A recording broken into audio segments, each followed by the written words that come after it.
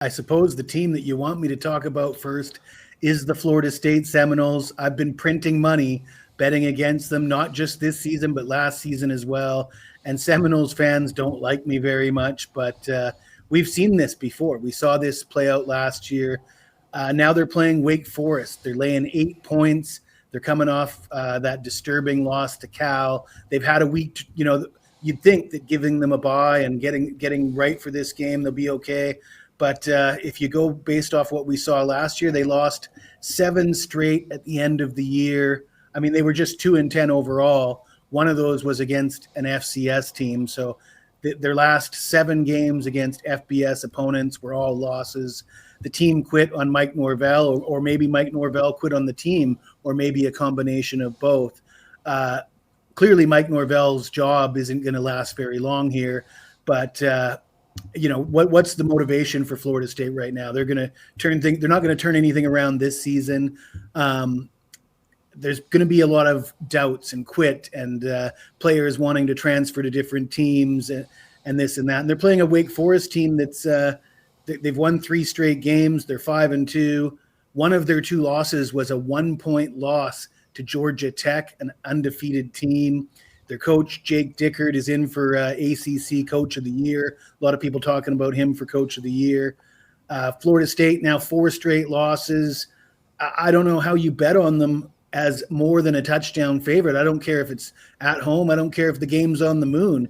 You ask me to lay 8 points with Florida State, I'm taking the points and I'm taking the money line. We're sprinkling on Wake Forest. I will say that Wake Forest has the number 1 pass defense in the ACC. They're only giving up 180 yards per game in the air. They also have the number 2 ranked scoring defense in the ACC, only giving up 19 points per game. Again, they're getting 8 points against a team that's lost 4 in a row. I mean, you got to keep fading until they do something about it. Yeah, this line, when I started researching it, I was like, there's no way I can go head to head against it. It doesn't make any sense. Literally, the only reasoning would be because it just doesn't make any sense. And is there something we're missing about it? But I'm with you 100%. And this is a Florida State team I've liked. But yikes, not this week. Very, very strange one. All right, we got another team to fade. What's the other one you're looking at? Well, since you mentioned because it doesn't make any sense, that was kind of the theme with Virginia Tech last week on a Friday night. And I had Virginia Tech in that game. I think I got them at 3.5 or 4.5. They were bet up to 6 by game time. And all these people were telling me it doesn't make any sense. Virginia Tech's horrible. Virginia Tech started the season 0-3. They fired their coach. Then they won 2 of 3 after they fired their coach. The 3 games they lost, I mean, they lost to Vanderbilt, South Carolina. Look at how strong the SEC is this year. Nobody's beaten SEC teams. No ACC teams are beating SEC teams. Not even Vanderbilt. Certainly not Vanderbilt. Not even South Carolina. Now they play a Louisville team that's coming off that.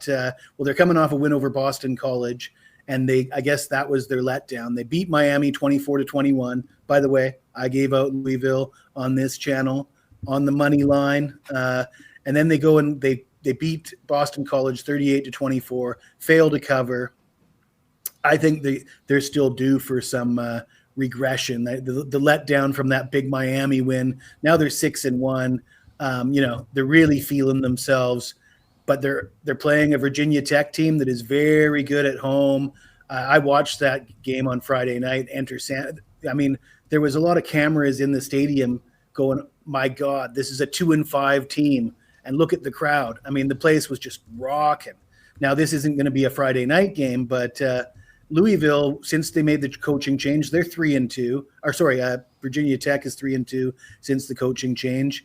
A couple of those losses were a product of a lot of injuries. They had more injured starters than healthy starters in the game against the game prior to the Cal game.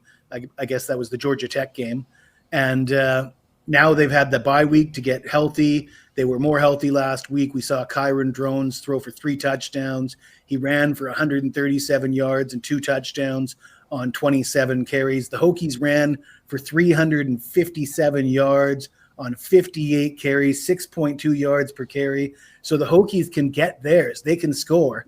Their defense still isn't much to write home about, but they're getting 11 points at home against Louisville, and I think Louisville is, like I say, due for some regression. So we'll take the points and we'll sprinkle on the money line here as well.